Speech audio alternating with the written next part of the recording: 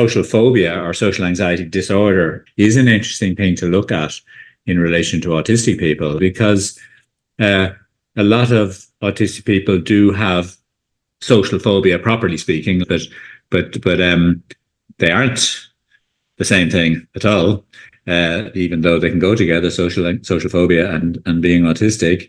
And even when somebody's autistic and has social phobia, there are differences. There's definite differences in how autistic people experience social phobia. And while it's not entirely different how you might work with them, there are some crucial differences, I think, as to how you might work with them. Autistic clients have been saying, we feel that therapists told us we were catastrophizing, where in fact we were just seeing something real, and that it was bad. It was actually bad. A good outcome for an autistic person on social phobia might be, we talked a bit there recently about that kind of pervasive anxiety that autistic people and other neurodivergent people tend to grow up with. But according to the research, it's a very well established fact in the research that levels of most mental health difficulties are higher in the neurodivergent communities, both autistic and ADHD, and specifically generalized anxiety, social phobia, OCD, for instance. Some of the major anxiety disorders or problems are, mental health difficulties are very, very high. So agoraphobia. Yeah, agoraphobia. Yeah, exactly. That's another good example. Yeah. And, even complex post-traumatic stress disorder has huge anxiety components in it. It's not, just an anxiety disorder, but a big feature of it is anxiety and vigilance and difficulty trusting other people. I mean, that's a big territory, obviously. I think social anxiety was sort of what we were finishing on when we were last talking about anxiety, but we were talking about it in that more general way. I think social phobia or social anxiety disorder, as such, is an interesting thing to look at in relation to autistic people. And I've done this with a good few autistic people, because a lot of autistic people do have social phobia, properly speaking, like according to the DSM criteria.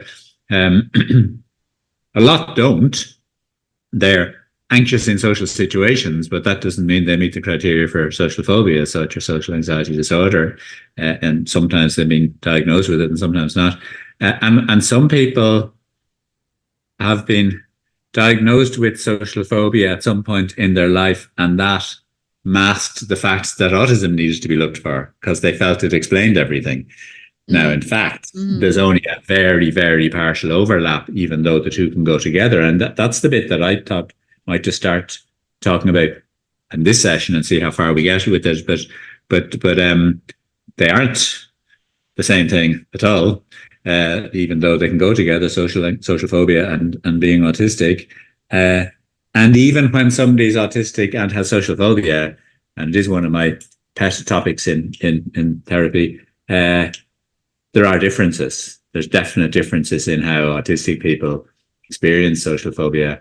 And while it's not entirely different how you might work with them, there are some crucial differences, I think, as to how you might work with them. So that's certainly one that maybe I might say a bit more about. Do you want to jump in? No, say more. I mean, I'm really interested to hear what you've got to say. No, I'd say I'm on a bit of a roll around that one, because it's one I'm particularly interested in. And it's part of my own personal history as well. It helped me to name social phobia in my own life. But when I discovered I was autistic, it was almost like I needed to take back some of it and put it in the being autistic box and leave some of it in the social anxiety, social phobia box. Classic social phobia is not about what's going on in the present. It's about earlier learning. Mm-hmm.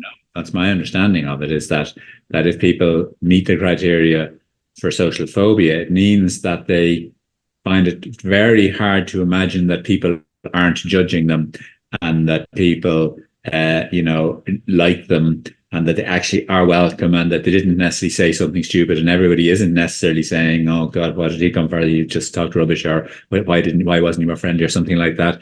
But that most likely isn't what's actually happening in the present. And the person themselves even knows that at some level. They have that insight. Yeah. They kind of logically think, I know that probably isn't true, but I just can't feel it. And it comes from past bullying and past criticism and past humiliation and things like that. The first problem with autistic people is that while that part may well be true and they may be carrying loads of stuff from the past, very often it's also present. Real. Yes. Real. In the present. People are, making comments about them. I think we just touched into that point last time we were talking about this. But yeah, it may well be that they are, judged simply. Yeah. Talked about, criticized, sometimes to their face, sometimes behind their back, and they hear about it afterwards. But there's no point pretending, and we were just chatting about this a few minutes ago, there's no point pretending that human beings don't judge difference. That'll be rather naive. And so, whatever way that difference shows in an autistic person, being a bit quieter or a bit more nerdy or a bit less small talky or a bit more serious or a bit more enthusiastic or whatever it might be, you can be fairly sure that unless they're very lucky, there are actually some of their colleagues or some of their whatever, sports club or whatever that are actually judging that at some level. So that's really important, and a massive new thing to open up with an autistic person who's already worked on social phobia but who's now discovering they're autistic. That does need to be reopened, because otherwise there's a real danger that they will just again think, I'm probably imagining all of this. No, that's actually good news and bad news. And the good news is you're probably not imagining all of this, and the bad news is you're probably not imagining all of this, but at least, but now let's work with it, So I think that's one piece. I'll throw in a couple of pieces. If I may respond to that. Yeah, that's the one big piece to start with, I think. Yeah. I'm not going to take you off your track by. No. Yeah. So park it up there. Great. Yeah. Yeah. So, I mean, I would say that I had social phobia, or I was a socially phobic person, let's say. And I can remember, as you're talking, I can remember the turning point for me when you're talking about judgment and realizing and being realistic about human beings judging other human beings. That was the release for me. That was the way out. No surprise is it that the autistic person analyzes and then gets clarity literally, and that frees them up. So I had been told for years and years and years that this isn't true, and that you're not boring, or you're not unloved, or you're not undesirable. Those were my three main concerns. And then one day I think I was in my 40s, actually. So it's like I'd gone through life for a long time, suffering, but getting over it. I'd got strategies to get over it. And I sat in a training course, and I was right near the front of a training course. And I was on this training all day, and it was run by a government organization. It wasn't a therapy training course or anything. And I was tired, and it was the afternoon, and, we'd had lunch provided, which was quite lavish. And I don't normally have carbohydrates in the middle of the day, and, my brain got a bit sleepy. Anyway, the guy was talking and talking and talking.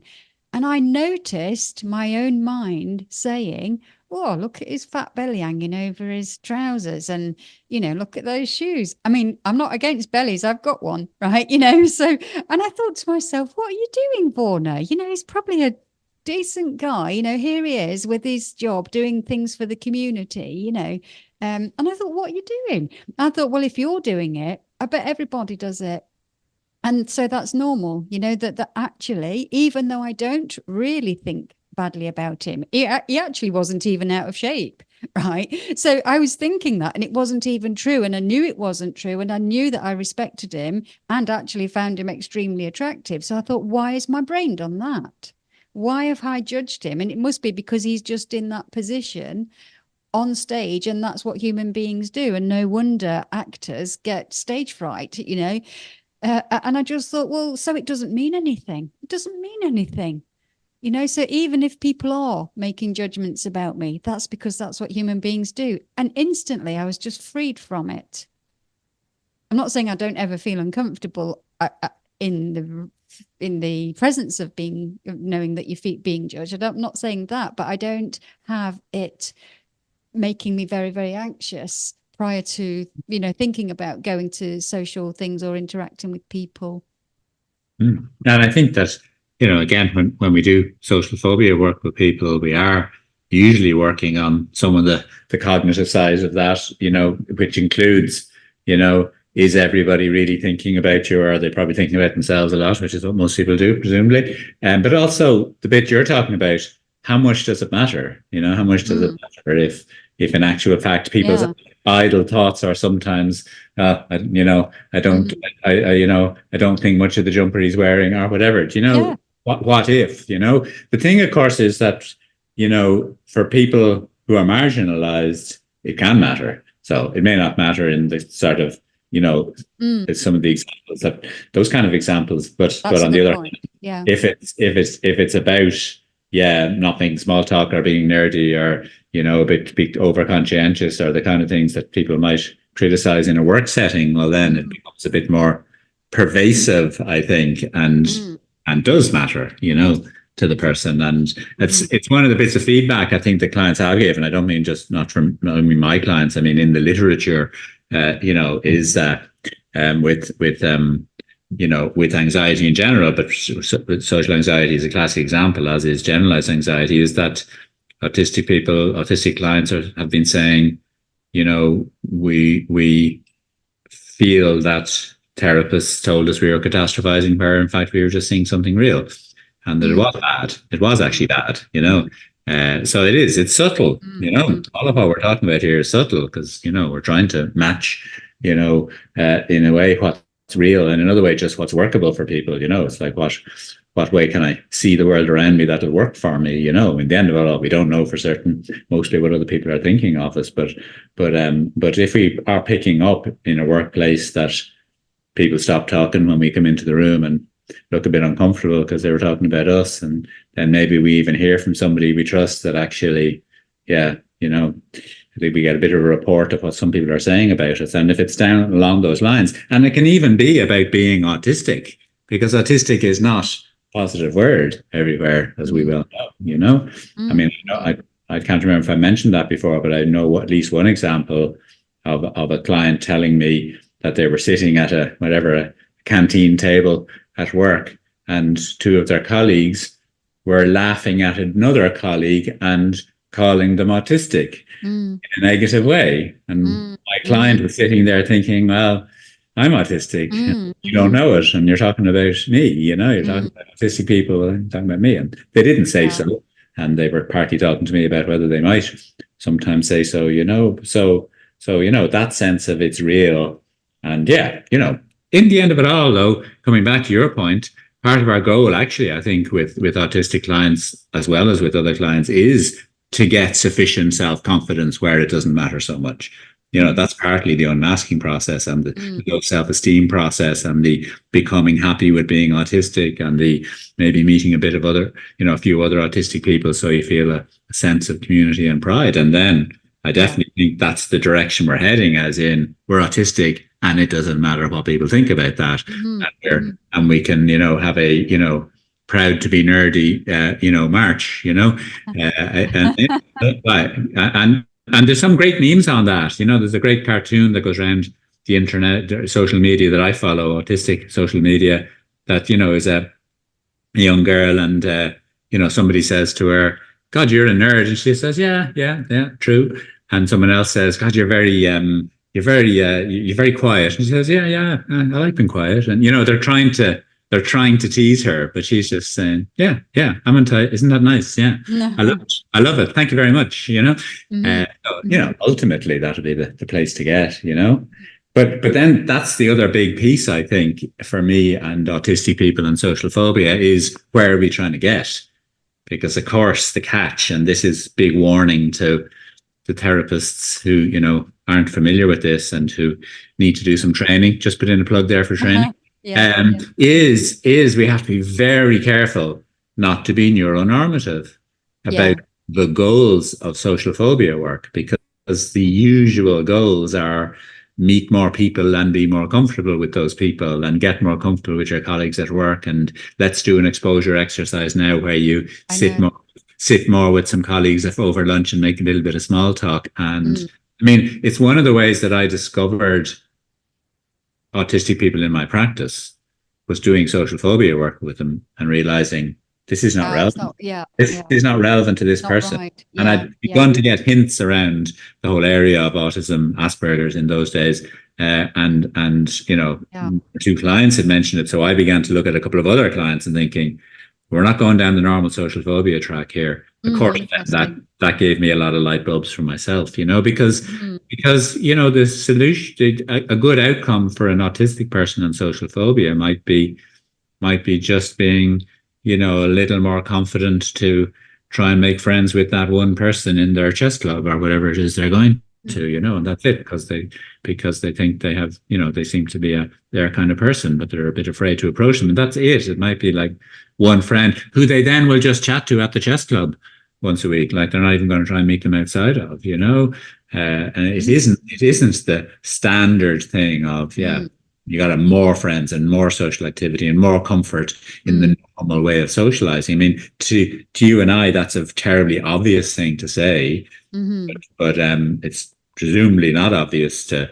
an awful lot of therapists, and hopefully lots of them are on the learning curve. And it wasn't obvious to me 15 years ago, you know, just getting there, you know. I certainly wasn't obvious to me 20 years ago, and I'm still pushing myself to be a bit more like that, you know. So that's the next big thing I think about social phobia and autistic people, is like, what sort of social goals and social motivation are we working with and should be working with? It's got to be the client's framework, hasn't it? It's got to be how the client sees things, what the client wants, or you know, that's right. Yeah, and if they do want to be able to go into business networking meetings, let's say, or speed dating, or whatever they want to do, or you know, bars or anything, any social situation, that's what they want to do, and that you know, that then their conversations are around that.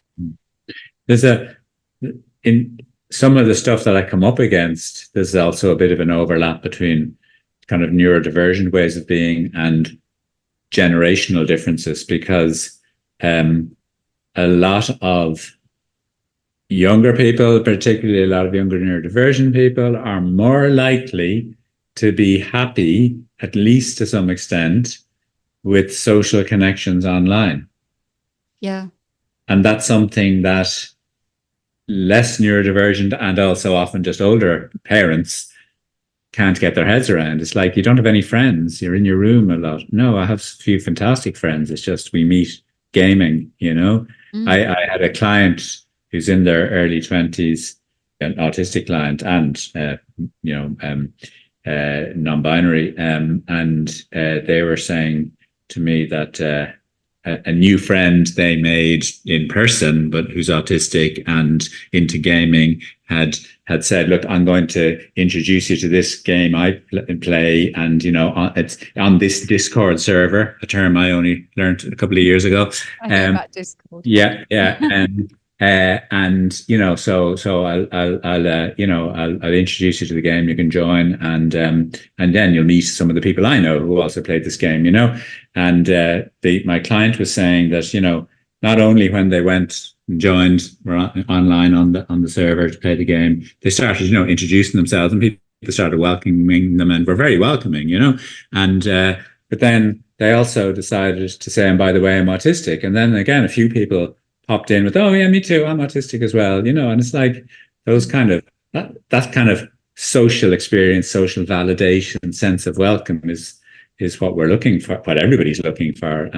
But the notion that it, you know, because there are problems with things like social media as well, I think sometimes we neglect the advantages of what the internet brings to some people, and that it's like it's no more unreal than us meeting on Zoom is unreal, you know, in terms of whatever is real in terms of social connection to the person is real to the person, you know. So I think we have to shake things up in that area, like what what does this person in front of me want and need in terms of social interpersonal connection, and be very careful around that. That's the And the other thing, of course, with being online is that you can control your environment. Oh yeah. There's so many things that are advantageous to a neurodivergent person. Whereas when you go out, if you go out to a club where they are talking about gaming and you're in a bar or a cafe talking about it, there's all those smells and that you've got to get there, you know, so there's a lot of steps and a lot of things to contend with. Whereas when you're in your own bedroom, say, and on your own computer and it's already set up, you just click the button and get in there, you know, like us working at home, or well, I work at home, you know, working in our own place. I know what temperature it's going to be. I know what the sound's going to be. I know where the furniture is. I know what moves and what doesn't move in the building, you know, and things like that. So it's much more manageable for me to take stock of all these things. I don't have to think about them. My brain doesn't get, you know, I was going to say assaulted by them, really, you know. Yeah, absolutely. No, and as you say, even just getting the bus somewhere, you know. And so, but the other bit that I think will emerge, and you know, seeing bits of it, and I'm sure you are, but we're at the early stages of it. Historically, to what extent over time, as more and more people identify as autistic and openly, and it's less stigmatized, and more people, in principle, if they wanted to meet more autistic people, could meet more autistic people, because that's still quite difficult, except online, and even there, you know, it's not always that easy. To what extent will a lot of autistic people gravitate socially towards autistic people, or to what extent will a lot of people just gravitate towards people and they don't care whether they're autistic or not, or even would prefer to have a mixture? You know, not enough people have an option, enough choice yet to know, you know, is it going to be that in the end of it all there'll be sort of lots and lots of autistic clubs will spring up. Do you know what I mean? In other words, there'll be a bit like, you know, he's a gay man and he belongs to a gay running club. You know, another guy who's in a gay rugby club. You know what I mean? In other words, they're interested in something, but they would prefer to do it with other gay men. So they set one up, you know, a gay club. You know, and I wonder, are we going to get that where it's like some people say, well, look, we're all into chess and we're all autistic, so let's just form our own autistic chess club because we're more comfortable with other autistic people, or will it not go that way? You know, will that be too ghettoized for people? You know, but you know, you can see, I mean, you know, the temptation of setting up a therapy practice with like 4 autistic therapists or something would be quite fun, wouldn't it? You know, or would it? You know, would we be missing out on the neurodiversity of different styles or ways of being, you know? So I think that remains to be seen, how much it goes that way, you know? Well, that person in their 20s did say, where can I go? In person, they meant, you know, to meet other autistic people. You know, and they do live in a city. And I said, there will be something. Just look. But, you know, there'll be some council run things for people with support needs. But where is the groups where there's like for professional people or for party type people or, you know, things like that, you know, like there are certain activities you can join, certain clubs, potentially the chess club, let's say, or you know, these climbing walls, you know, where you have to navigate the boulders in the wall. And potentially there's a lot of autistic people there because it's strategic, you're on your own, it's quiet. You'd guess that, all right. Or you know, a hiking club or something, might have a higher proportion, but still not identified as such. And a few of my clients are asking me the same thing, and that's why it's on my mind. But then a few other clients, when I suggest that, say, no, I don't want to just meet other autistic people, thank you, you know. And of course, we don't necessarily like somebody just because they're also autistic. We're autistic, it's not, or get on with them. It's not as simple as that. But you know, all of that stuff, I think, is you know, relevant with social phobia and autistic people. So first of all, figuring out what's what, then, you know, being clear on what's real and what, you know, what's social phobia, what's being autistic. Once you've established a bit of that, what's real within the social phobia and and what isn't. And the answer is often very different for an autistic person than a more neurotypical person. Then yeah, where are we going? And there can be an awful lot of unmasking in that where are we going one, because people have internalized neuronormative stuff and they think, well, I should be able to network and I should want to, and I should want to, be in a pub or be more chatty or something. Not only should I do it, but I should like it, and trying to work through the masking, the internalized masking there is obviously a big part of our work in this regard. But the other pieces then, I think we might have briefly touched on them last time, but the other bits are just teasing out a bit of what's uncomfortable in the social world, but not social phobia, not about fear of judgment, which probably isn't there, but it's simply about, as you said, all sorts of sensory stimuli that often go with physical occasions, and the kind of environmental challenges that go with it, that aren't to do with social phobia in that sense, but they can still provoke a lot of anxiety when you think of going to a social situation. So I do think it does me. I mean, if I'm going into London, say, I've got to think in advance. I want to get my train in advance. I print out the times in case I don't get that one, or it's cancelled. I want to know what the next one is. I can get it on my phone online, but I still go over and over and over it a few times before I leave, days before I leave or whenever. And I know that that's anxiety fueled because I keep revisiting it, keep going there because it's a concern. Totally. No, I'm very much the same, and it was a great relief to me when I was able to just to at least acknowledge to myself that I don't like it and I'm never going to like it. And I just have to decide whether it's worth my while. And that's that. Often it isn't. Sometimes it is. That's the end of it, really, I mean, I love it, but it takes a lot of energy. Because that's what I mean. If it's worth doing, then it's worth paying the price. And that's what it boils down to, I think, we're never going to, get used to it as such. That just doesn't happen, So the last thought I have on this, and maybe we'll come back to some of the other forms of anxiety then, not necessarily straight away or maybe straight away, but we might come back to them. But just on social phobia and social anxiety, one of the things that generally autistic people do a lot of and people with social phobia do a lot of, but I'm not sure that it's quite for the same reasons, is rehearse before social occasions. The thing is that with classic social phobia, without autism, you are generally advised to basically learn to drop that and trust the moment. I'm not sure that that's true for autistic clients because we are living in a foreign culture to some extent and always will be. I